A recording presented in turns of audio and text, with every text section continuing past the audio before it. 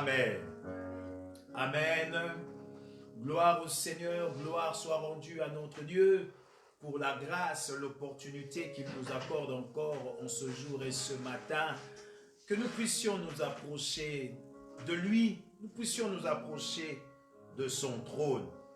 Bien-aimés, nous avons commencé un enseignement depuis les dimanches passés dont le thème est les principes de la bénédiction.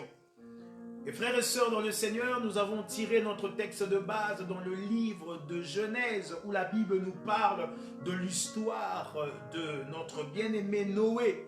La Bible déclare dans le chapitre 8, le verset 20 au verset 22, « Et Noé bâtit un autel à l'Éternel, et il prit de toute bête pure, et tout oiseau pur, et il offrit des holocaustes sur l'autel.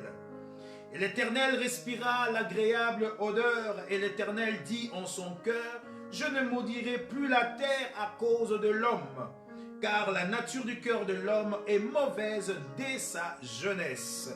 Et je ne frapperai plus tout ce qui vit comme je l'ai fait. Tant que la terre durera, dans d'autres versions on dit, tant que la terre subsistera, les semailles et la moisson, le froid et le chaud, l'été et l'hiver, et le jour et la nuit ne passeront point. » Parole du Seigneur. Bien-aimés dans le Seigneur, nous avions commencé à parler de cette histoire les dimanches derniers qui nous parle des principes de la bénédiction. Bien-aimés, nous parlons souvent de la bénédiction, mais pour être béni, il y a des préalables. Pour être béni, il y a des conditions, il y a des principes que Dieu a établis à l'homme pour être béni. Et lorsque le Seigneur, comme je le disais les dimanches derniers, quand Dieu a sauvé Noé ainsi que toute sa famille, lorsque Noé est sorti de l'arche, Dieu a conclu un gouvernement humain avec Noé. Et lorsque nous parlons du gouvernement humain, c'est-à-dire que l'homme est responsable de sa vie, l'homme est responsable de ce qui peut lui arriver. C'est pourquoi, frères et sœurs, nous avions dit que la vie est un choix, tout comme la mort, réussir, échouer. De même sont de choix que l'homme décide en disant « je choisis telle ou je choisis telle chose ». C'est pourquoi la parole de Dieu nous dit dans le livre de Deutéronome « je place deux chemins devant toi, la vie et la mort. Mais je te conseille de suivre le chemin de la vie. » Lorsque nous prenons ce chemin de la vie, bien-aimés dans le Seigneur, nous vivrons longtemps et nous verrons la gloire de l'Éternel. Nous avions dit, comme je le dis, que échouer tout comme réussir sont de choix. Et le Seigneur lui-même nous fait comprendre que chacun de nous, bien-aimés dans le Seigneur, que nous soyons croyants ou non, le Seigneur a donné à chacun 24 heures. Il n'y a pas pour les uns, ils ont 26 et encore moins des autres en ont 22. Tous nous avons 24 heures et chacun de nous peut faire de ces 24 heures ce qu'il veut. Ceux qui décident dans les 24 heures agir pour réussir, vont réussir. Qu'il soit chrétien ou pas, lorsque quelqu'un s'applique, il réussira. C'est pourquoi, bien-aimés, nous avons parlé de principe de la bénédiction et le premier principe que nous avions parlé du principe des semailles et de la moisson. C'est-à-dire, tout celui qui pourra s'aimer quelque chose, il moissonnera. Bien-aimé dans le Seigneur, lorsque tu sèmes les maïs, tu récolteras un champ, bien-aimé, des maïs. Oui, on ne peut pas dire que nous puissions s'aimer quelque chose et obtenir l'autre. Non, la Bible déclare, celui qui sème le péché, le salaire du péché, c'est la mort. Frères et sœurs, il est important que nous puissions comprendre cela. Et nous avions dit aussi par rapport à ces principes des semailles et de la moisson, oui, l'homme a besoin de voir la gloire de Dieu, il a besoin de s'épanouir, de devenir riche financièrement. Et c'est là où nous avions dit, pour devenir riche financièrement, il faut investir de l'argent pour avoir les intérêts. S'aimer l'investissement, s'aimer le financement pour avoir les intérêts. Mais celui qui sème dans la prière pour dire, je vais s'aimer dans la prière pour être riche financièrement, bien aimé, c'est faux. Celui qui sème dans la prière, bien aimé, laissez-moi vous dire, il deviendra puissant spirituellement. Donc celui qui sème la prière récoltera l'onction. Mais celui qui sème, bien aimé dans le Seigneur, l'investissement ou les financements, moissonnera les intérêts. Oui, nous avions parlé aussi de deuxième principe de la bénédiction. Nous avions dit le principe de la longévité. Frères et sœurs, à celui qui veut vivre longtemps, se rassasier de ce jour sur cette terre, doit impérativement s'appliquer, voulais-je dire, à ces principes. Et nous avions dit à celui qui veut vivre longtemps, la première des choses, c'est craindre Dieu et de marcher dans ses voies. Nous avions dit aussi que celui qui veut vivre longtemps, la Bible nous parle d'honorer le père ou son père et sa mère. Nous avions évoqué des versets, nous avions pris un texte dans le livre de Exode 20, le verset 12. Et aujourd'hui, bien-aimés, nous voulons continuer avec ces principes de la bénédiction. Et celui qui veut vivre encore longtemps, bien-aimé dans le Seigneur, ce matin, doit préserver à sa langue, doit préserver la langue. La Bible déclare dans 1 Pierre 3, le verset 10 et 11, « Si quelqu'un en effet veut aimer la vie et voir de jours heureux, qu'il préserve sa langue du mal et ses lèvres des paroles trompeuses. Qu'il s'éloigne du mal et fasse le bien, qu'il recherche la paix et la poursuive. » Parole du Seigneur. Bien-aimés dans le Seigneur, pour celui qui veut vivre longtemps, la Bible nous recommande de préserver sa langue. Frères et sœurs, deux fois trop parler pour ne rien dire ne sert à rien.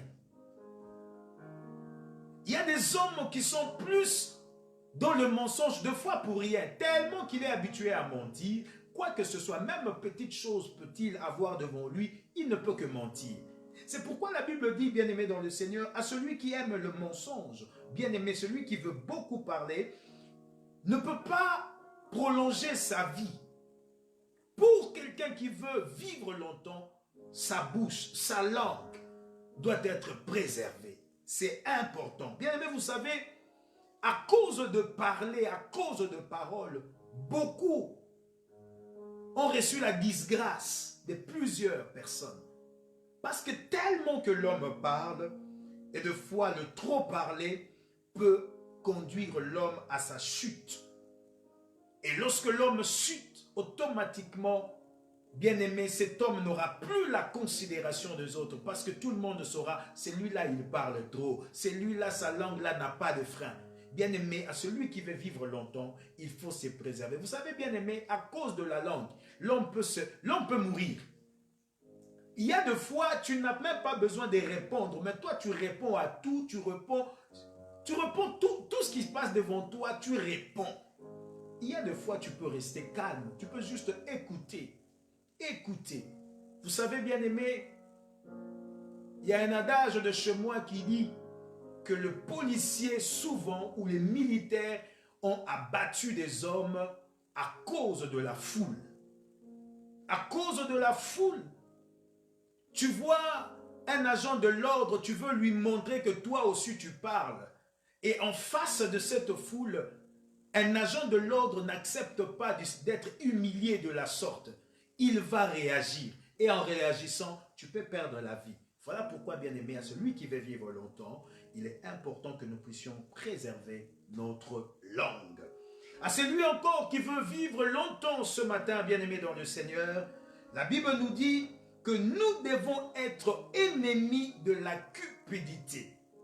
Tu veux vivre longtemps sur la terre, bien-aimé dans le Seigneur, sois ennemi de la cupidité. La Bible dit dans le livre de Proverbes 28, le verset 16, « Le prince sans intelligence multiplie les actes d'oppression, mais celui qui est ennemi de la cupidité prolonge ses jours. » Bien-aimé dans le Seigneur, vous serez d'accord avec moi que pour l'argent, pour les luxes, pour le matériel, beaucoup de nos bien-aimés frères et sœurs ont abandonné la foi pour servir maman. La cupidité, bien-aimé dans le Seigneur, pousse l'homme au meurtre. Elle pousse l'homme, voulais-je dire, aux excès. Elle pousse l'homme même aux sectes par souci d'avoir, par souci de beaucoup gagner. À tout prix, je dois avoir ça. Bien-aimé de foi, la cupidité pousse même l'homme à la mort, à perdre sa propre vie. Bien-aimés dans le Seigneur, aujourd'hui nous remarquons que les hommes, les enfants de Dieu sont plus en plus dans la cupidité. La cupidité, bien-aimé, c'est l'amour de l'argent. C'est la vie, c'est l'avidité en fait. Un amour immodéré, bien-aimé, de richesse. Un amour excessif qui fait tout. Tu veux tout, absolument tout obtenir. Frères et sœurs dans le Seigneur, n'aimons pas l'argent. Est-ce que quelqu'un peut dire amen? N'aimons pas l'argent. Frères et sœurs, j'aimerais vous dire ce matin, l'homme a besoin de l'argent. Ça c'est vrai. Le besoin d'argent et l'amour d'argent ou l'amour de l'argent, c'est deux choses différentes. La vie de tous les jours, bien-aimés dans le Seigneur, nous aurons besoin d'argent. Tout ce que nous pouvons faire marche avec l'argent. Les études, nous allons travailler pour l'argent. Tout ce que nous voulons dire, même la Bible nous recommande cela. L'Éternel dit à Adam, tu mangeras à la sueur de ton front, c'est-à-dire tu dois travailler. Et lorsque nous travaillons, c'est pour avoir l'argent. L'argent n'est pas mauvais, non. Mais lorsque nous devenons amoureux de l'argent, c'est là où ça cause un problème. C'est là où la parole de Dieu parle de la cupidité. L'amour de l'argent. Pour l'argent, je dois tout faire, à tout prix. Je dois gagner à n'importe quel prix. Quand l'homme arrive à dire à n'importe quel prix, en d'autres termes, s'il faut tuer, je peux tuer pour avoir de l'argent. Combien, comme je disais tout à l'heure, nos frères et sœurs dans le Seigneur, à cause de la pauvreté et par souci d'avoir l'argent, ont livré leur vie à maman. Ont servi maman. Combien, bien-aimés dans le Seigneur, à cause de la cupidité, ont sacrifié le membre de leur famille. Pour être vu des hommes, pour être considéré dans ce monde, l'homme, à un moment donné, accepte, bien-aimé, de s'allier à l'argent. C'est ça. Voilà pourquoi même la Bible dit, le Seigneur Jésus, il dit, nous ne pouvons pas servir Dieu et maman. Maman représente l'amour de l'argent, la cupidité. Les hommes aujourd'hui sont tellement cupides, même dans l'église. Frères et sœurs dans le Seigneur, à celui qui veut vivre longtemps sur la terre doit être ennemi de la cupidité. Tu ne peux pas faire un avec la cupidité. Je ne peux pas. Même si j'ai besoin d'argent, même si nous allons travailler pour l'argent, mes frères et sœurs, il y a des choses que nous ne pouvons pas accepter de faire au-delà par avidité, par soif d'argent, par cette façon immodérée des richesses qui peut nous pousser à tout vent, qui peut nous pousser à tout faire. Quand tu apprends, là on cherche l'argent, là il y a telle chose, tu es capable de tout abandonner, même ta famille, pour aller chercher. Bien aimé, il y a des choses de foi, ça ne vaut pas la peine. Ça ne vaut pas la peine. Voilà frères et sœurs, pour vivre longtemps, et il y a ces principes qui nous poussent à comprendre qu'il y a une bénédiction liée à la longévité. Et pour vivre longtemps, pour être accepté des dieux, accepté même des hommes, bien aimé, il y a des choses que l'homme doit éviter. Bien aimé, nous allons parler du troisième principe de la bénédiction, c'est le principe de l'obéissance. Bien aimé, si nous pouvons définir l'obéissance ce matin, nous allons dire que l'obéissance, c'est se soumettre à la volonté de quelqu'un, à un règlement, exécuter un ordre. C'est ça qu'on appelle l'obéissance. Bien-aimés dans le Seigneur, si nous pouvons un peu parler ce matin, la dernière fois où Dieu t'a demandé de faire quelque chose, La dernière fois où Dieu t'a demandé quelque chose que tu devais faire, est-ce que tu as cru facilement à ce que le Seigneur t'avait demandé? Ou est-ce que tu as accepté facilement de lui obéir? Bien-aimé dans le Seigneur, si tu as facilement obéi à la voix du Seigneur, je dirais gloire au Seigneur. Mais si cela t'arrive souvent, que lorsque Dieu te donne un ordre, lorsque Dieu te dit de faire quelque chose et que tu n'arrives pas facilement ou tu as du mal à obéir à la voix du Seigneur, ça se pourrait, je dis bien, ça se pourrait, bien-aimé, ce matin, que tu n'as pas encore totalement donné à Dieu la direction de ta vie.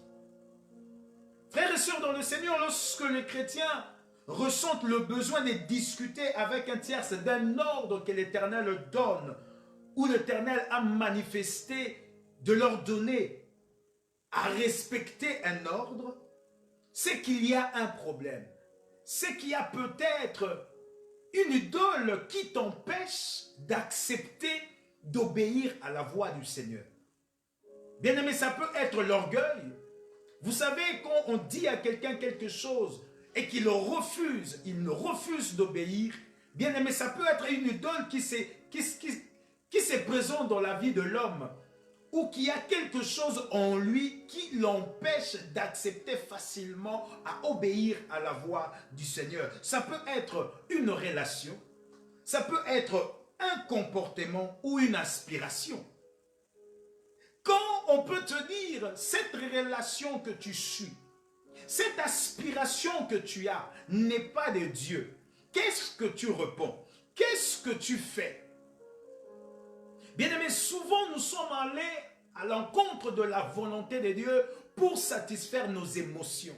Deux fois, nous sommes allés à l'encontre de la volonté de Dieu parce que nous avons estimé que nous avons raison, nous sommes dans le vrai. Et deux fois, nous pensons que nous sommes dans le vrai sans pour autant consulter les Écritures qui est même la volonté parfaite de Dieu. Frères et sœurs dans le Seigneur, quelque chose à laquelle nous sommes, il y a des choses à laquelle nous sommes tellement attachés qui nous empêchent d'accepter la volonté de Dieu, qui nous empêchent à croire ou à obéir à la parole de notre Dieu. Dieu comprend, bien-aimé, que nous pouvons tous avoir du mal, où nous pouvons tous avoir la peine à obéir ou à lui obéir, mais Jésus-Christ, bien-aimé, peut être un exemple pour nous ce matin qui peut nous enseigner sur l'obéissance à Dieu, l'obéissance à un ordre donné. La Bible nous parle de l'histoire de Christ dans le jardin de Gethsémane. La Bible dit qu'il était en train de combattre dans sa prière. Et ce qu'il était en train de combattre dans la prière peut nous aider, peut nous encourager ce matin. Jésus avait décidé d'obéir en tout. Tout ce que le Seigneur lui avait dit, la vie de Christ, Christ était là pour obéir. Malgré qu'il était en train d'obéir, la Bible nous dit il avait obéi au Seigneur jusqu'à la fin. Même lorsqu'il devait boire la coupe qui pesait sur lui. La Bible dit que Jésus a obéi. C'est pourquoi ce matin, j'ai beaucoup aimé cette chanson qui parlait de la coupe du Seigneur. Bien aimé dans le Seigneur, vous savez, lorsque nous pouvons parler de cette coupe, que contenait, je peux même me poser la question ce matin, que contenait cette coupe que Jésus pouvait dire, Seigneur, si cela est possible, d'ôter cette coupe. Bien-aimés, nous pouvons lire ça dans le livre de Matthieu 26, le verset 39. La Bible dit, puis ayant fait quelques pas en avant, il se jeta sur sa face et pria ainsi, Père, s'il est possible que cette coupe s'éloigne de moi, toutefois, non pas ce que je veux, mais ce que tu veux. En d'autres termes, toutefois, non pas ma volonté, mais que ta volonté soit faite. Bien-aimés dans le Seigneur, si nous voulons parler de cette coupe, bien-aimés dans le Seigneur, comprenez au moins 4 éléments qui pourront nous aussi nous inciter à rejeter la coupe. Le premier élément que contenait la coupe que Jésus avait pris sur lui, c'est les souffrances de la crucifixion. Bien-aimés dans le Seigneur, nous voyons Jésus, des fois les films qu'on nous montre n'est peut-être pas proche de la vérité. Mais j'ai regardé le film de la Passion du Christ. Je me dis que ces films s'approchent un peu plus encore de la réalité que nous ignorons aujourd'hui parce que nous n'étions pas là.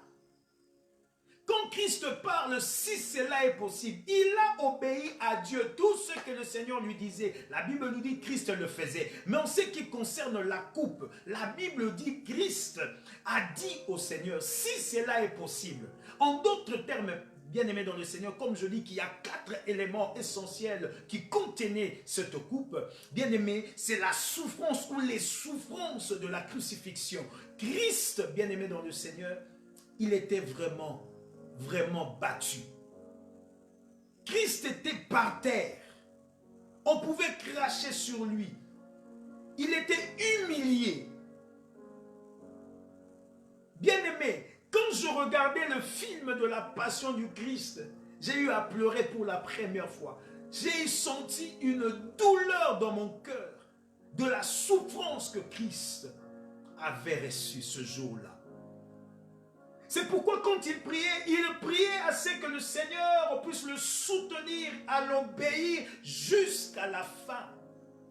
Le deuxième élément, bien-aimé, qui peut constituer ou contenir dans la coupe que Christ avait prise sur lui, c'est porter le poids des péchés du monde entier. Spirituellement, Christ avait porté ces fardeaux qui pesaient lourd sur lui à cause de toi, à cause de moi. La troisième de choses, ou le troisième élément qui a pour la coupe que Christ avait prise sur lui, Christ savait qu'en obéissant à l'Éternel, que ses compagnons, que ses disciples allaient l'abandonner. Bien aimé, vous savez, des fois, il y a des choses qu'on n'arrive pas à faire. On se dit, les autres vont m'abandonner. Obéir à telle chose, les autres vont me lâcher. Frères et sœurs, c'est tout à fait logique et normal que nous puissions aimer le nôtre. Et Christ, par amour de ses disciples, pour l'amour de l'homme, Christ savait que ce même homme-là allait le rejeter, allait l'abandonner. Ce fut le cas de Christ à la croix. C'est pourquoi il dit aux disciples, aux 3, en disant, vous n'avez même pas pu veiller, ne fût-ce qu'une fois. Veillez et priez. Bien-aimé, il savait. Et quand cela est arrivé, la Bible nous montre que tous les disciples, tous ceux qui étaient autour de Christ, l'avaient abandonné. Et le quatrième élément qui était dur encore pour le Christ, bien-aimé dans le Seigneur, et qu'il savait qu'en allant à la croix, en acceptant cette coupe, le Père allait l'abandonner. Le Père allait l'abandonner. Pourquoi? Parce que Christ, quand il a mis le manteau du péché, la Bible nous dit Dieu ne peut pas habiter au milieu du péché. Dieu ne peut pas regarder le péché. En ce moment-là que Christ avait pris le manteau du péché, la Bible nous montre que Dieu lui avait tourné le dos. C'est pourquoi Christ à la croix, il dit Eli, Eli, lama sabachthani. Père, Père, mon Dieu, pourquoi m'as-tu abandonné? Bien-aimé, imaginez-vous. En ce moment-là, quand il parlait, c'est pourquoi il pleurait, il était triste jusqu'à la mort, parce qu'il savait que la coupe qu'il devait boire était tellement si amère pour lui. Mais ce qui est génial, malgré toutes ces choses, Christ a obéi et il a obéi jusqu'à la fin. Malgré ses souffrances, malgré toutes ces souffrances, bien-aimées, que nous avions entendues, malgré la tristesse jusqu'à la mort, Jésus-Christ a accepté et il a choisi d'obéir au Père. Et il nous démontre que nous pouvons également faire des choix très difficiles quand nous nous soumettons au Seigneur. Bien-aimés, se soumettre au Seigneur, ce n'est pas facile. Bien-aimés, lorsque nous croyons en Dieu, Dieu peut nous dire des choses. Ça peut être dur pour nous, mais lorsque nous obéissons, bien-aimés, il y a quelque chose qui vient après. Frères et sœurs, la parole de Dieu nous dit ce que nous devons en principe faire. La parole de Dieu est claire, c'est la parole de Dieu qui est la volonté de Dieu. Mais nous jetons toujours du discrédit sur ça. Nous refusons de croire à cette parole en nous donnant des excuses, en disant chaque fois Dieu comprend. Dieu sait, Dieu comprend. Bien-aimés, nous devons apprendre à obéir au Seigneur. Jésus dit dans le livre de Jean 6, le verset 38, « Car je suis descendu du ciel pour faire non ma volonté, mais la volonté de celui qui m'a envoyé. » Bien-aimés dans le Seigneur, une question je pourrais nous poser ce matin. Faisons-nous vraiment la volonté de Dieu? Est-ce que nous recherchons d'abord à obéir à Dieu? Est-ce que nous recherchons à obéir à sa parole? Quand le Seigneur te parle, quand le Seigneur me parle, est-ce que nous obéissons à notre Dieu? Lorsque nous obéissons à la volonté de Dieu, bien-aimés, il y a toujours une suite merveilleuse. Il y a toujours une suite. La Bible nous dit dans le livre de Philippiens 2, le verset 8 au verset 11, parlant de Jésus, la Bible dit, Jésus s'est humilié lui-même, se rendant obéissant jusqu'à la mort. Bien aimé, j'aimerais que vous puissiez souligner cela dans vos Bibles, dans le livre de Philippiens 2, le verset 8. La Bible dit, il s'est humilié lui-même, se rendant obéissant jusqu'à la mort, même jusqu'à la mort de la croix. C'est pourquoi aussi Dieu l'a souverainement élevé, lui a donné le nom qui est au-dessus de tout nom, afin qu'au nom de Jésus, tous genoux fléchissent dans les cieux, sur la terre et sous la terre, et que toute langue confesse que Jésus-Christ est Seigneur, à la gloire du Dieu le Père. Parole du Seigneur. Frères et sœurs dans le Seigneur, à l'obéissance est attachée ou est liée l'élévation. Jésus-Christ a obéi à Dieu et il a été élevé à un rang supérieur. Bien-aimé, le principe de l'obéissance, quand tu obéis, tu appliques l'obéissance, il y a une élévation qui est attachée à cela. À celui qui obéit est attachée la suprématie, la situation dominante ou une position dominante de l'homme peut avoir. Frères et sœurs, dans la parole de Dieu, tous ceux qui ont obéi à Dieu, frères et sœurs, ont été placés à un niveau supérieur. On nous parle de Moïse qui avait obéi à Dieu et Dieu a fait de Moïse Dieu devant Pharaon. La Bible parle de Josué. Josué a obéi à l'Éternel et la vie de Josué était devenue invincible à cause de l'obéissance. La Bible nous dit dans Josué 1,15, nul ne tiendra devant toi. Pourquoi nul ne tiendra devant Josué? À cause de son obéissance. Tant que tu vivras, je serai avec toi comme j'ai été avec Moïse. Je ne te délaisserai point, je ne t'abandonnerai point. À celui qui obéit, bien-aimé, ce matin, je me redire à quelqu'un, le Seigneur sera avec toi. L'Éternel ne t'abandonnera pas. Frères et sœurs, vous serez d'accord avec moi qu'un enfant, si on a deux enfants, celui qui est obéissant et celui qui est désobéissant, ils ne sont pas traités de la même manière. L'enfant qui est poli est différent de l'enfant qui est impoli.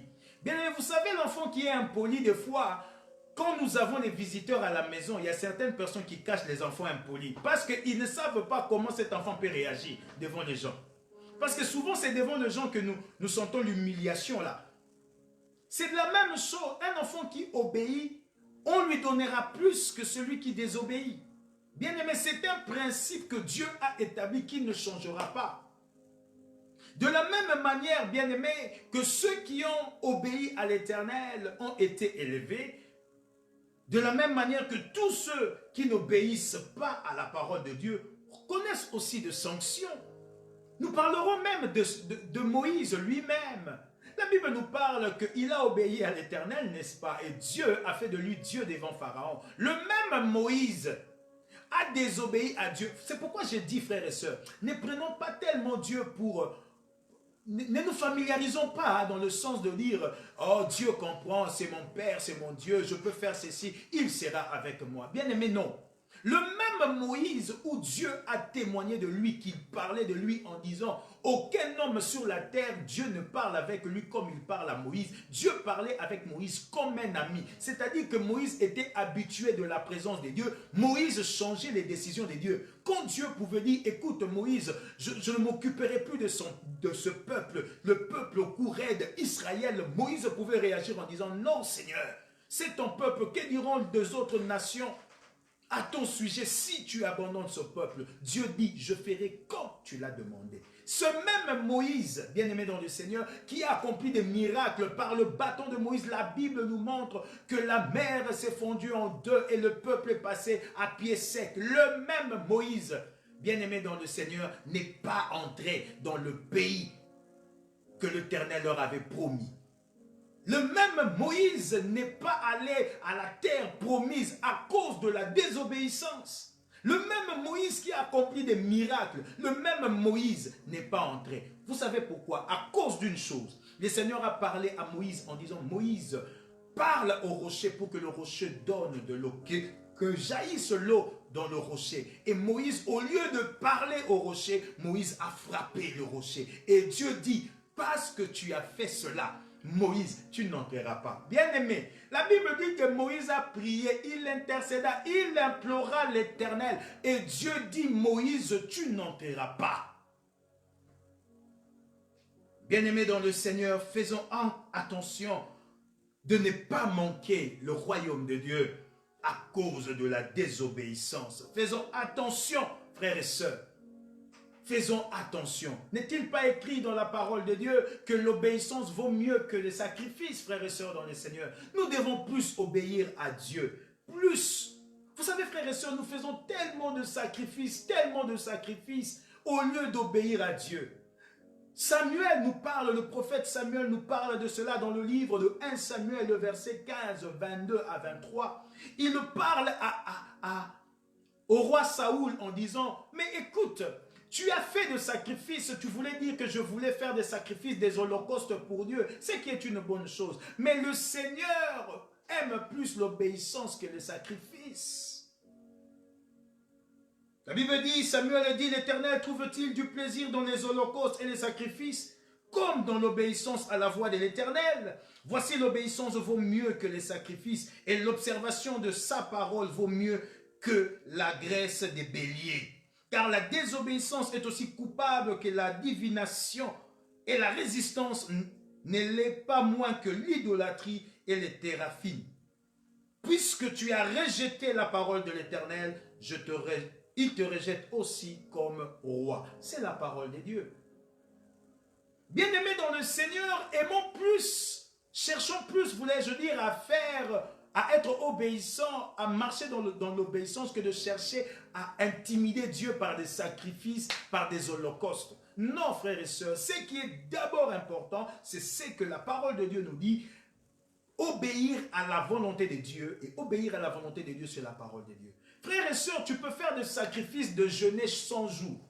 Jeûner, prier 100 jours. Fais comme tu veux, c'est une bonne chose. Mais laisse-moi te dire, si tu n'obéis pas à Dieu, tes sacrifices sont vains. Tes sacrifices ne valent rien du tout. C'est pourquoi le prophète Samuel dit, l'obéissance vaut mieux que les sacrifices. Frères et sœurs dans le Seigneur, laisse-moi te dire ce matin que les sacrifices ne t'emmèneront pas au ciel. Le sacrifice que tu fais ne t'emmèneront pas auprès de l'Éternel. Mais l'obéissance, oui. Obéir à la parole de Dieu t'emmènera auprès du Seigneur. Mais les sacrifices que tu fais ne t'emmènera pas. Jeûne 30 jours, jeûne 40 jours, même 1000 jours, 3 ans.